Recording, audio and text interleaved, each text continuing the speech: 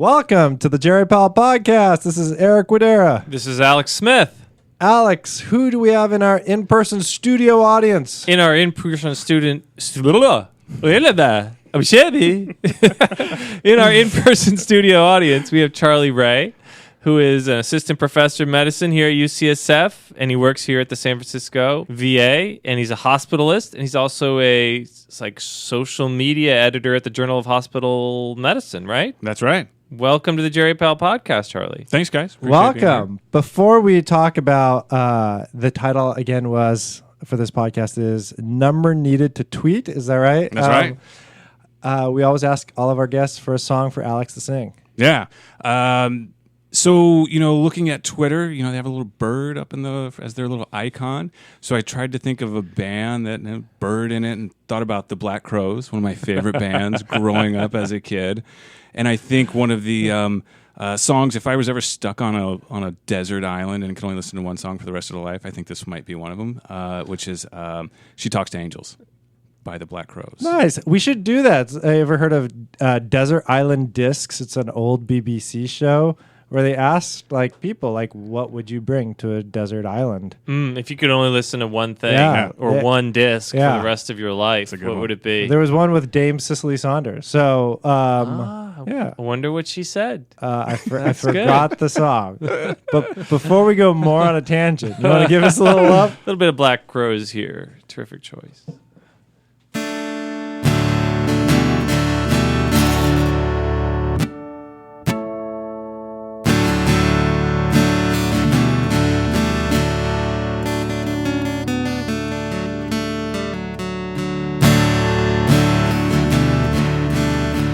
She never mentions the word addiction in certain company. Ooh, yeah, she'll tell you she's an orphan after you meet her family. Ooh, yeah, says she talks to angels. They call her out by her name. Ooh, yeah, says she talks to angels. They call her out by her name.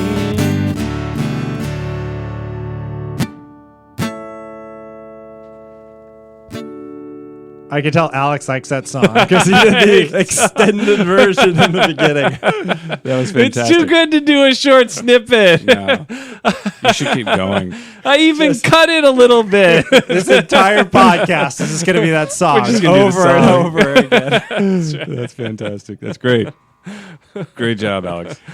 So, number needed to tweet. Charlie, how did you get interested in social media, and especially social media and academics? Yeah. Great question. So, and I get this question quite frequently. I think it sort of stemmed back to when I was a resident. I was a good resident. I was sitting at home. I'd be reading these really interesting articles that I would find really fascinating. And my wife, who's a pediatrician, was a resident with me, I would sort of lean over to her and I would say, check this out. Look at this. This is really cool. And she would give me this really sort of disdainful look of I don't care. And she would literally say, I don't care. And so I'd be left with reading things that I found really interesting, but I wanted to share it with people. And I could share it with my co-residents, but just not at all hours of the day, of course. And I was on Twitter, and then I sort of noticed that, hey, other people are doing this. People are sharing the things that they found interesting. And so I started posting articles that I found interesting along the way. People would respond. And so it was a way for me to sort of have a conversation with people about medical topics that I found really interesting. And I noticed that it was a place where I could put my voice out there, but I could also listen to other people along the way. So it was a good give and take. And so that's where I discovered it. And then just as most people get into it, you start off slow and you get more and more and more involved over time. So that's how I kind of got into it. So let's bring it to the contemporary conversation. And I remember in your talk about this, and you gave grand rounds recently with this same title, you said that there are a number of barriers to people using social media and physicians and other clinical providers, healthcare professionals in particular. Could you talk a little bit about that? Yeah. So I think there are a few things that I think people find sort of somewhat intimidating. The first is just the overall intimidation factor of the idea of like the whole world is listening to you as you're trying to throw your voice out there, and so I think people get intimidated by that idea. There's the idea of it taking too much time out of their lives. I think a lot of people already, your mental bandwidth is already sort of stolen from your work to your home life, and this is one extra aspect that I think people try to add into their lives, and I think they fear that it might sort of take over their lives in some regards. And a lot of people have asked me about that. So how do you balance your social media work with other things that you're sort of doing? And it just takes a little bit of willpower, I think, just like anything else. So I think people becoming overwhelmed with it is another sort of issue that I think people sort of run into along the way. Yeah, it's one thing that we hear quite often. Eric and I actually just did a teaching session for the new palliative medicine fellows about social media and palliative care. And one of the major barriers that they brought up was, how am I going to find time for this with all of the other things that I have to do? And I'm trying to cut back on screen time. Right. Isn't this going to make the problem worse? Right. Yeah. Right. I think that's a fantastic question. And this is the way I rationalize it. And I will put the emphasis on the word rationalize it. My time on social media, I've really tailored my stream. I've tailored what I listen to and what I pay attention to be just medical, to be following medical individuals and medical topics. And so my rationalization is that when I'm on there, that's all. I'm kind of working at that point in time. Yeah. I am keeping my pulse, on the medical community, trying to figure out what are people talking about, what's new in research, what's new in med ed, and that influences my work. So part of me rationalizes as my time on social media as part of my work at this point in time. Right, and I think that's what we generally do as well. We focus on using social media, and Twitter in particular, is really a professional focus for us. And we save time, actually, by letting others kind of crowdsource. Like, what is the thing I should be reading? Because everybody else is talking about it. Right. And then contribute to that with our own individual take. Right. Yeah. Do you find that helpful too? The crowdsourcing? Yeah. Absolutely. The thing I try to convey to people is I've read hundreds of articles that I never would have found on my own, from journals that I just don't subscribe to, that I don't even know exist, that have sort of come my way because somebody highlighted it along the way and said, check this out, this is really interesting. And so absolutely, I've been exposed to ideas and topics that I wouldn't have found on my own. And it certainly influenced my practice. It certainly influenced the way in which I think about medicine as well. So absolutely. What about the argument that who really wants to hear what I have to say? Like, why should I go on social media? Because, who am I? Who am I to tell people what's interesting or not? Man, I think everybody has a story. I think everybody has something to say. To back, I had that feeling, and I still have that feeling. Like, who am I to, say something, if anybody to sort of listen to me? But I think everybody has a story, and I'll give my one example. So yesterday, we have a patient on my service who required he wanted a certain type of diaper, and we didn't have it here. So what did I do? I went down to Walgreens and I came back and I got him for him. But I tweeted out. I said, because I thought this was an interesting idea of what are special things you've done for your patient, to keep them in the hospital and to keep them happy. And tweeted that out there just to sort of say, what do people do? And I've had, I think, 40 or 50 comments already about what people are doing to sort of keep their patients in the hospital. Mm-hmm. And I found that, they have a story. I think everybody has a story to tell and bring to that conversation. And I was completely enlightened by almost every single one of them. And I think it just shows the good in the world with that example. So, terrific. So we've talked about some of the barriers, the main barriers, and you've talked a little bit about reasons to do this. Yeah. Could you give us a little bit more about reasons to do this? Maybe first starting with people who are in clinical practice but not researchers. Good one.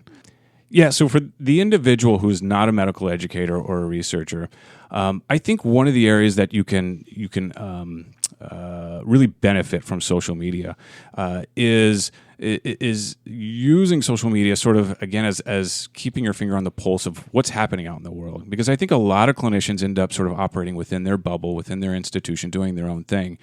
And then, once a year they come out of that bubble, they'll go to a national conference, they'll hear what's sort of going on, and then they go back into their bubble.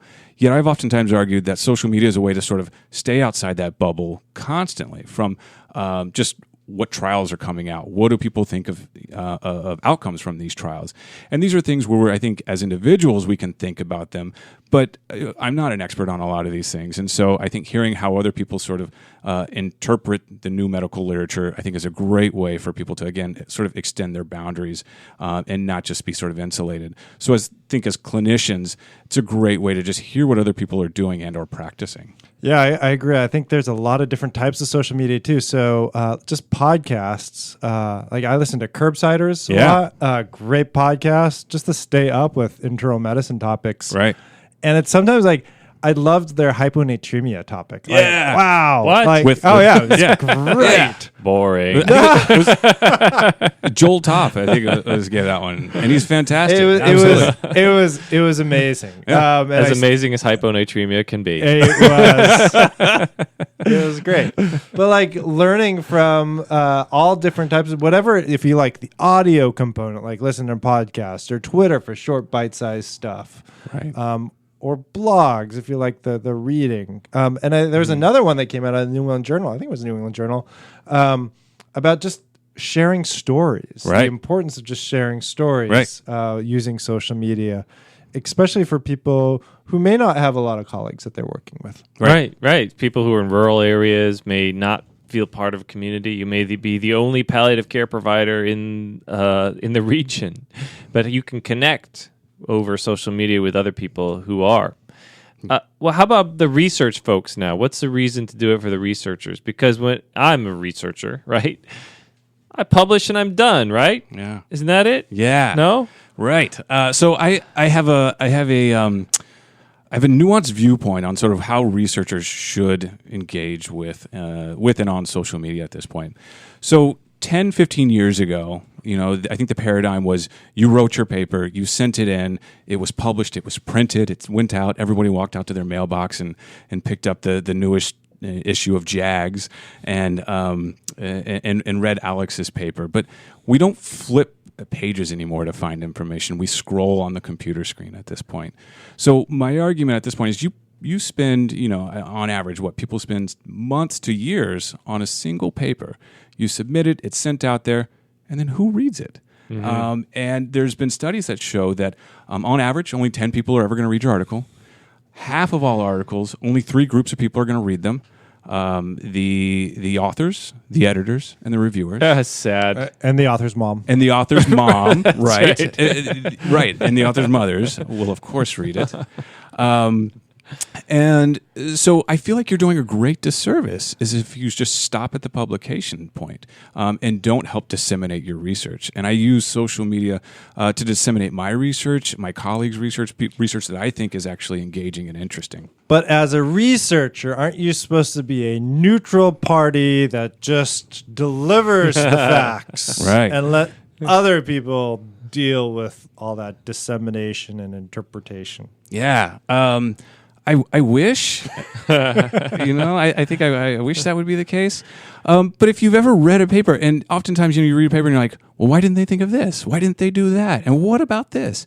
Social media allows you to engage researchers on a level that you couldn't, again, 10, 15 years ago. Certainly you could email them, but very few people probably did that. And 30 years ago, you could have written them a letter, but nobody ever did that. But now when I see a paper written that I think is really interesting and I have a question about it, and I can find that author out there, I can engage them very quickly on that. Mm-hmm. So, yeah, I also like just clicking on the altmetric scores to see like what are people saying about this article that just came out. And oftentimes looking through the Twitter timeline for that article using the altmetric score just to see like how are people interpreting this. Right. Totally. You had some really interesting statistics in your talk. In fact, there was a study in your talk that you cited about journals that were promoting articles using Twitter alone versus Twitter plus a visual abstract. Right. So maybe we should back up for a second, talk about visual abstracts and what that is. Yeah. What is a visual abstract? Good question. Visual abstracts are, if you sort of think back, think about a poster presentation at a national conference and look at those posters.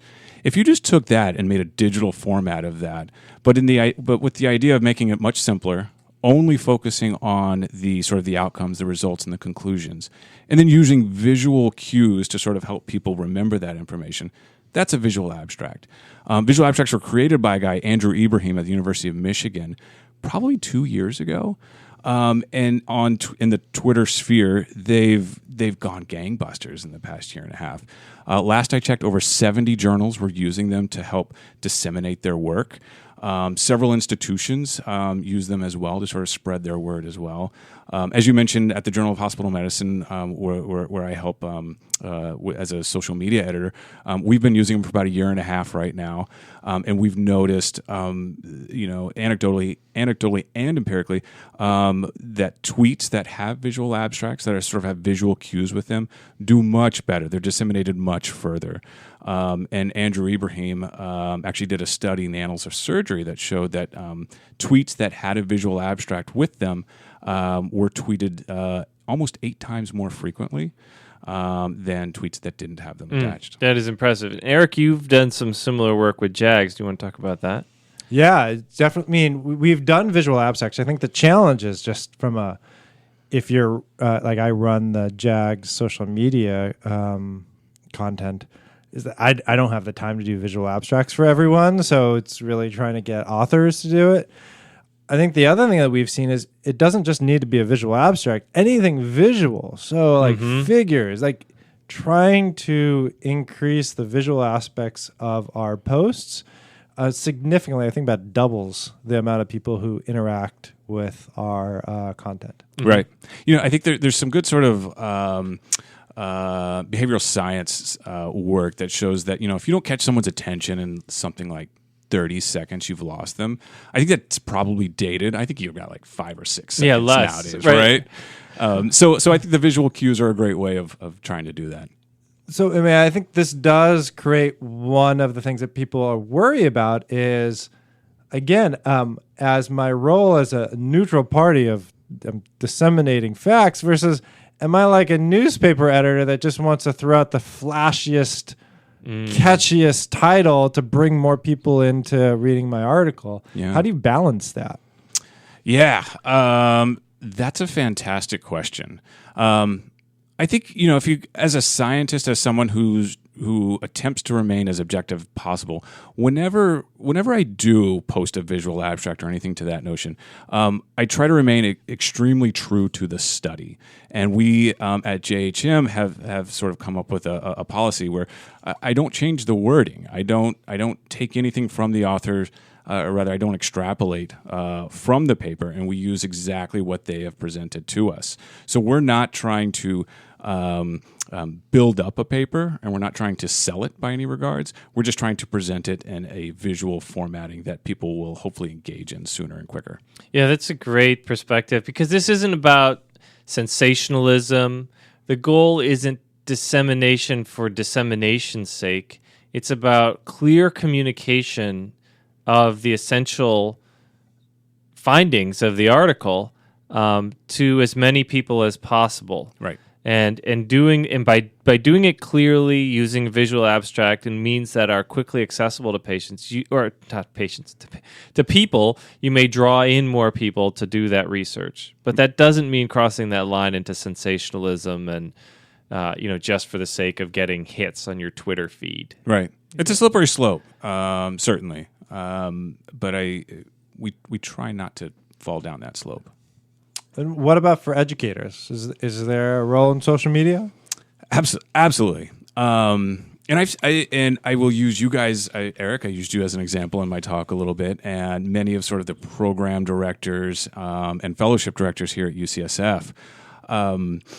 The primary modality that I think educators and mentors is sort of, I also sort of group in here, is how to support your students, your mentees along the way.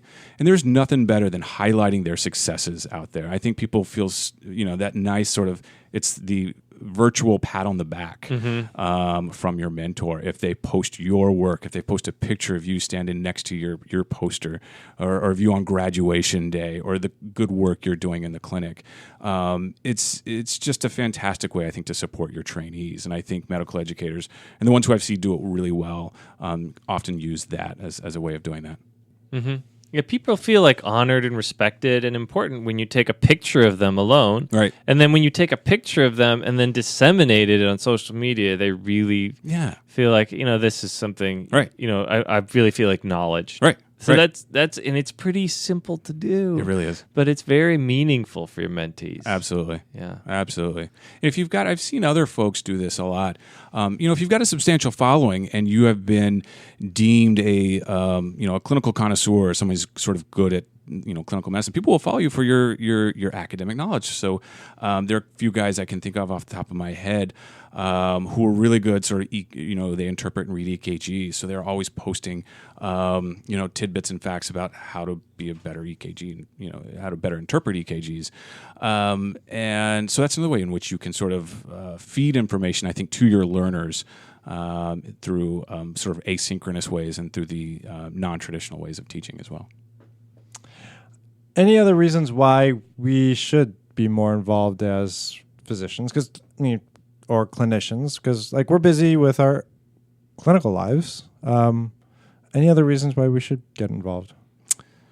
Yeah, this is something where I've gone back and forth on this over the past several years, and I think we should be involved. Don Berwick wrote an article in JAMA about a year ago, sort of really advocating that we're at a point where physicians for many, many years have not really had a voice, either socially, even in a lot of the medical debates. And he had this just very poignant article, the idea how do we get involved as physicians and how can we do it? Mm-hmm. And if you sort of look at all the options that we have, are you going to call your senator? Are you going to sort of get involved? Are you going to go to Washington or anything like that? And probably not. But if it's as simple as sort of tweeting something out for something that you believe in, be it patient advocacy, be it a health policy, be it a clinical issue. I think that's just one way of getting your voice out there and being heard and being acknowledged as a physician. And because I think a lot of people have argued our voice we're not as vocal as we could be. And I think this is just one extra avenue in which we can. Mm-hmm.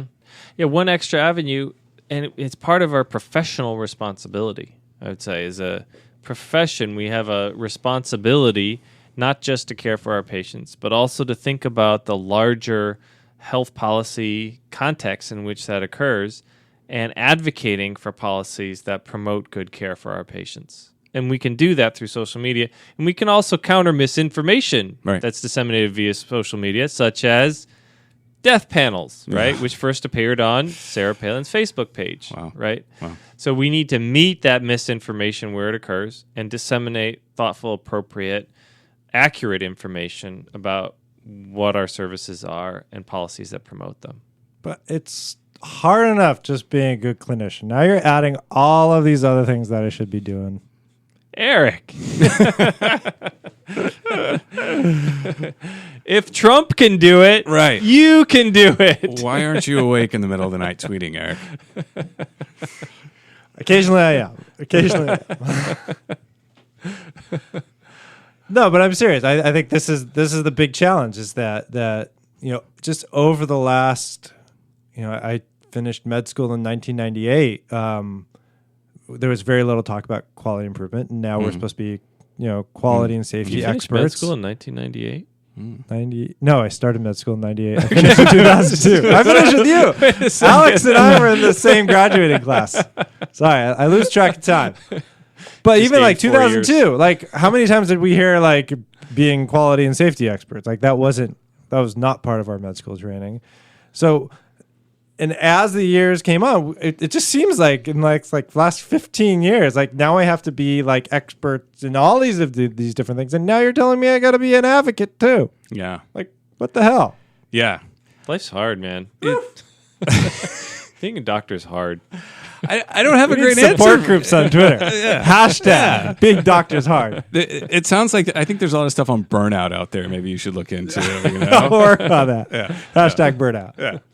I don't have a great answer. I mean, I struggle with it as well. I mean, I have a full-time job just like you guys. I have kids and family at home that I would love to spend more time with, and this certainly adds something extra to it. But I find a way to fit it in, and I think it's somewhat possible. Yeah, and I think actually going back to like the burnout literature is actually finding that meaning in one's work. Yeah. Is exceptionally important to prevent burnout, and advocacy, safety, all of those things can actually add to one's wellness rather than distracting. Right. Yeah, it comes back to one of the things that I oftentimes say about Twitter and social media. So I think one of the fallacies is a lot of people sort of enter into social media and think, the goal should be getting the greatest number of followers that you possibly can. And I actually don't think that's not what I do. To me, it's about finding your culture, finding your following, finding your group. Because the other reason that I actually find social media engaging and helpful in my life is I can find people who are struggling with life and work just as well as I am. And so sometimes you're like, man, I just had that paper rejected again. And I scroll through my Twitter feed and everybody else is talking about their papers they got rejected. Mm-hmm. And it's just, it expands my community outside of the folks who I have sitting right next to me. Mm-hmm. And that's helpful in my life. Mm-hmm. And so Bob Centaur, who I think is at UAB, likes to say, and he has his own blog and he tweets quite often, he likes to say, I do this social media stuff at the interstices of my day. Very medicalized, of course, analogy there. Like the little spaces in between meetings, right. During lunch break. Just, flip to it and do, a little retweet and have a take on this, post, hey, I'm bringing diapers back from Walgreens for my patient. What are you doing for your patient? Right. That takes like a minute. Right. And that's how I utilize it just as well, as I'm sure you guys are. All right, you've convinced me. I should go on social media. Like, what do I do? Yeah. Where do I start? Yeah. So there's a. I think it's an unfortunate term, but people use it frequently. So, do you lurk? So you get on, you set up your account, and what I oftentimes tell people is just hang out, find 10, 15, 20, 30 people that at some national level and start to follow them. See what they're saying. See how they're actually saying those things. And they will retweet people or follow people or give you hints as to whom you should be following. And you will just start following individuals along the way. It was once told to me that it takes about a year for someone to get really comfortable in social media, from just lurking to posting original tweets. And at first I was like, that's too long. And then after about a year, I was like, that's about right. It took me about a year to kind of build up the courage to sort of do it. You'll find your voice. You'll find the topics that you want to be known for. And you'll find your group and I think find your tribe in there. But I think it just takes time. Mm-hmm. Yeah, it takes time. How about you guys? I mean, what do you guys are out there? What do you guys do?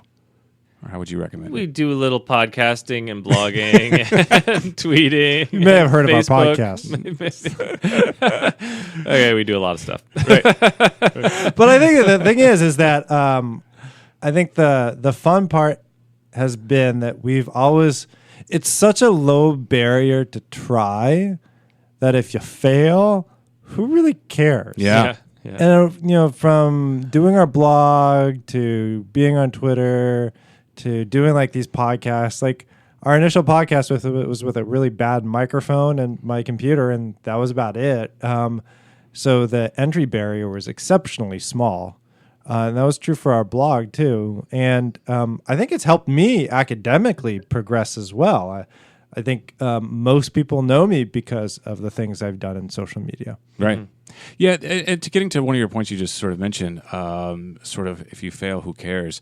I think a lot of people sort of worry, well, if I send this tweet out and it's a bad one, like what happens? Are people going to hate me? I'm like, tweets have half-lives of like 3 hours. So if you say something that's either offensive or wrong, or it just wasn't something that came out correctly, it's going to be gone and in the ether for most individuals in about 3 hours. And so you always have the chance to start over after that. with a caveat, like I remember, like one of Ken Kavinsky's tweets that he sent out once was around over-the-counter statin use because it was being considered statins over the counter, and he wrote a tweet just saying no. And then he got a call from the New York Times from Paula Spann to talk about statins over the counter. So you never actually know when that small tweet actually may lead to a much bigger commentary. And we've seen that with our blog posts where it can get picked up, and next thing you know, it's like on NPR. Yeah, when Paula Spann was here on our podcast, she said, as far as she's aware, everyone in the New York Times is on Twitter. Every journalist in the New York Times is on Twitter because it's perfect for journalists. These little snapshots of information they can scroll through. Right. And many of our interviews with New York Times or USA Today or other traditional media have come through things that we've posted on social media. Right. No, I've had the same experience. People have reached out to me and said, I noticed you said this. Can you offer a comment or what's your perspective a little bit further? And it's good stuff. They're fun things to comment on, and I've appreciated that. And I think that's also to the advantage of social media is the idea of people are hearing my voice, hearing what I have to say. And I get to comment on it in those more traditional methods as well. Why should journals be on social media? You're doing this for hospice medicine, right? Right. Yeah. And there are two numbers that I oftentimes quote for this. So the circulation for, and I use this because I refer back to Andrew Ibrahim's study. The circulation capacity for the Annals of Surgery, which is a large journal, is I think a little over 1,300 individuals, yet they have over 35,000 followers on Twitter. So, there's the old Willie Sutton quote of, why did you rob the bank? Because that's where the money is. And if you're a journal trying to get your voice out there, you got to go where the people are. And to me, again, as I sort of refer back, we don't flip pages anymore. People scroll through computers. So that's where you have to be. You had an interesting metric in your talk about low impact, medium impact, and high impact.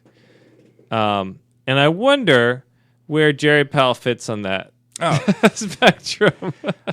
Of course, high. So how did you come up with that? And So I didn't come up with that. That's not a Charlie Wray original. I think that's a Jonathan Serbino et al. There are a bunch of ER docs who sort of came up with this, as you sort of allude to, Alex. So how do you, as medical educators or clinicians or researchers, how do you sort of measure your impact on social media? And they sort of categorize this, and it's essentially low impact. You have a certain number of followers. Middle impact, you have more, and then of course high impact. You have a lot of followers. I give you guys high impact. I'm not a geriatrician, and I actually follow you guys, and I enjoy your posts and that sort of thing. So good answer. Yeah, right answer. Yeah. You can stay. I'm giving you. We will not delete this podcast. but from here, it's a short hop to.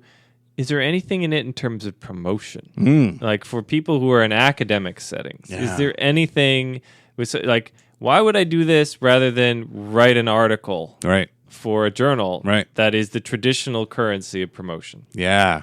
So we are currently in the wild west of like how social media fits into academic promotion at this point in time. There are a few places that I think are starting to recognize this a little bit more.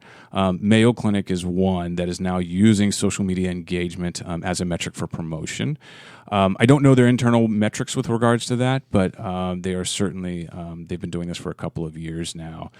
How do you do this? If you sort of asked some of these guys who've been out on social media for a while, it's quantifying your metrics. So if you're putting your work out on ResearchGate, how many people do you have are following you there? If you're a medical educator and you're posting on slide, you're putting your slides up on SlideShare. How many downloads are you getting there in a year? And you put that into your promotional packet. And granted, you just can't put those numbers out there. I think you have to explain your niche, who your audience is, what your platform is, and what you're trying to sell. I think that's the beginning stages of trying to integrate your social media utilization into your advancement. I think over the coming years, as people realize social media is a powerful tool, I think it'll be more and more accepted. How we measure that impact, I think we're still trying to figure that out. Number of national elections that I've influenced. Good. Well, this is another important issue because I think a lot of people are afraid of social media because of the manipulation of social media in order to influence the recent presidential election. Sure. And you were asking before when you first came in, before we started recording, who purchased this equipment. I just want to make sure that we acknowledge this was purchased by the Russian FSB. Good. And some guy named Putin. And so Vladdy. Through multiple shell companies.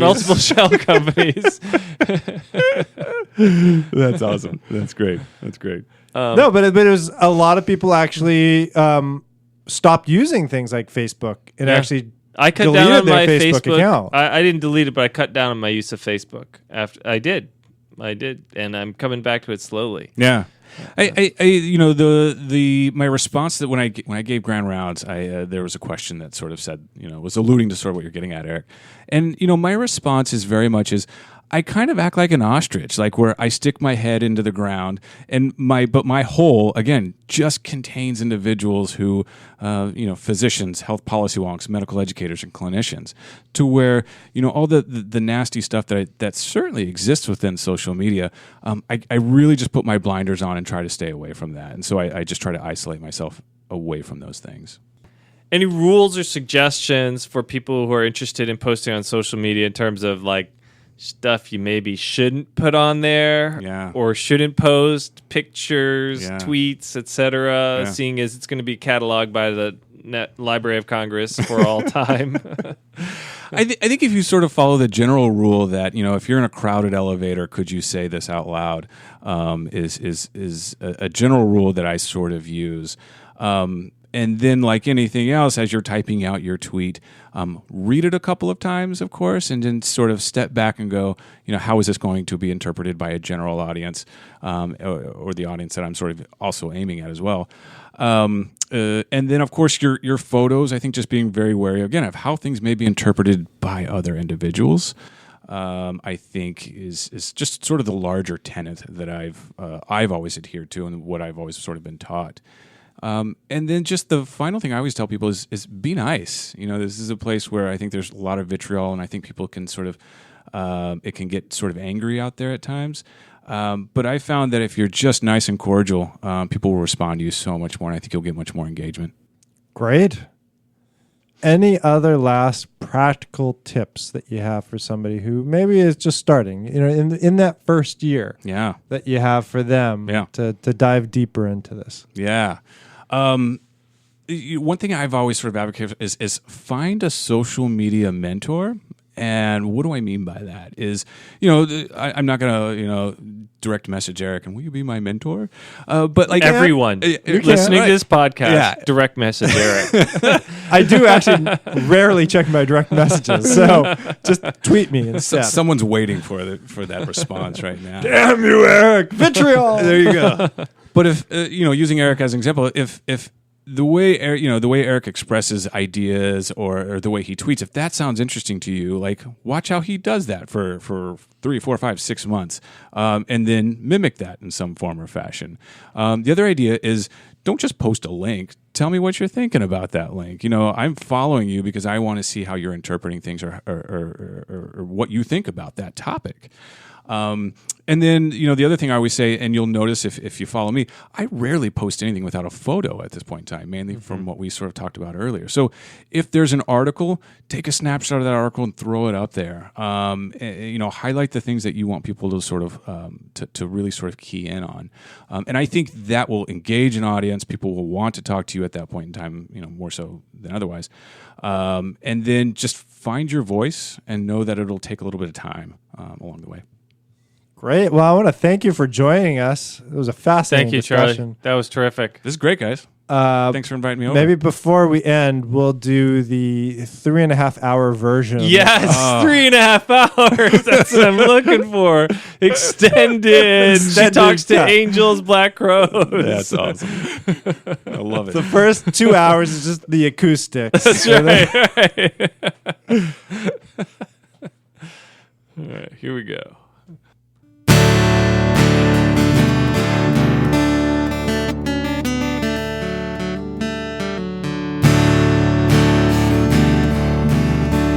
She paints her eyes as black as night now. She pulls those shades down tight. Ooh, yeah, there's a smile when the pain comes. Pain gonna make everything alright. Alright, yeah, she talks to angels. Call her out by her name. Ooh, yeah, says she talks to angels. They call her out by her name.